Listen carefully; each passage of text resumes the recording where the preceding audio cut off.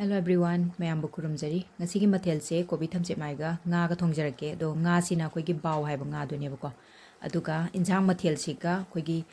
combo dish oina koina Eronba amaga hapjarake do Eronba sina koi gi Monshaobi Eronba oidoi nebako. Monshaobi ne alu ne hawai thrak ne tawraga phajana ma Eron jarake. Eronba se mahi yaudbi lolake ko.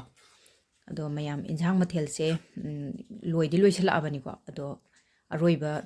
step ta oina ai thagat jagena thamjabane ado hantak tha sina su Monshaobi je phangdren hai ado injang se ana thongjarage ko ado hangam thau se khara logjare ko thau se hangam thau na ti yaw hawe do ado thau se sarba matung da jira khara hapirani daga methi maru khitang ama hapjan jarage tilo asoiba khara hapjan jare ko ado ngaktang si se hana khara munna ba ngobirane ba ko do mayam nga si di aina hana tawtho ga thammabani ko bao hai ma nga do sing asuba chanam asuba hapchalaga sisu phajana otlaga phajana ngaktang ngobirani ko kobi thamchetmai su loisalaka dore phangbodi phangi ba de hing kitang hapjan jare ko hing se powder oin hapjan jare do nga se tawraga thamma nga do ni si se hapjan jare ko do ngaktang ngobirane ba ko yam ka haina ngobagi wana te da ngaktang sum otla ngobi ba wan do kobi thamchetmai se hapjan jare ni kobi lei su hainai ko si je phajana okhairaga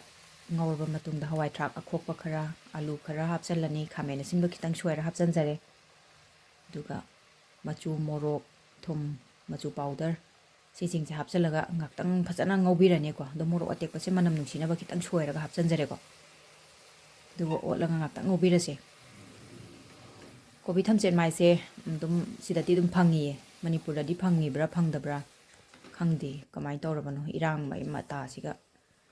kai thengal loi thinge di tai ado mayam aini YouTube channel se sum muttanaba na ai sum khara khara thagat chabani irang marak se nungdi nungai jade bako adoi taraga su khara khara sum thagat chage na tawbani mayam warobino do ngawrba matungda mahi se asaba oin hapjan jare ko aduga ngakang lolaga dum sisu mahi kitang nangjalaga na phadigum hapchalaga garam masala hapchalaga dum loire ko hoje aina garam masala hapido Maharashtra gi garam masala ne duna last ne leitre loigre adai manabi na thabirake di hairi hoje de loire ko mayam side sida mahi dum nangjale edana ko dum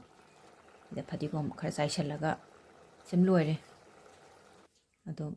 Eronba gi sina koina ngari ne morok se u morok khara adeng morok ngangba khara toroga ngari ne thumne toroga ina hana khon da sura thamme ko aduga alu phutpa siga hana phajana noithat pirage si hana phajana noirba matungda koigi ngasai Monshaobi phutpa da hapado aina aphutpa du kai kai du haptre utre ba ko aina sangto khidoi chorok pudi na do aphutpa je mahi kitang sumto ga thammane mahi yamda bida aina kitang ka phut boy ngan boy tora tawbune da phajana met pirani sisu yongchak kaler madi yongchak kitang hap hawadamne do hawai thrak si phutpa da hapani ko maru se ado sisu phajana noi birani adum kangshu gi type ni da mahi yawdabi da ko sumaina chaab se Monshaobi jam hawe do mahi yawraga su mahaw mani ko anda ina kangshu oina chaage na mahi je haptraba do maroi phadikom hapaga phajana otpirani ko sumaina ado aina khabaina oli je ko metpa da di Eronba da di khutna metle aduga maroi hapa kan khabaina oli je ichanu pina haine mi metpa da na khutna metle aduga otpa da na khabaina oli haijareksani aina maroi hapa di khutna thana de haba ado pum me ba yam thuna ado mathel se aina sigi video se lawba se khoigi chakluk semba se aina lawbane aduga clip se video se muthat lerame sumaina toroga ado aina amu kano tagi source tagi lokthoga aina khara mate khara hapjan jarakpane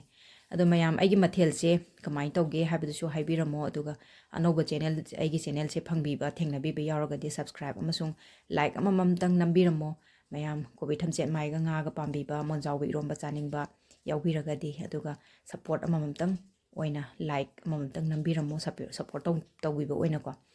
ado subscribe ju tawsinbiramo mathangdasu ano mathel mayam pujarake ado yengbiriba pumnamak tagi ngasigidi bye bye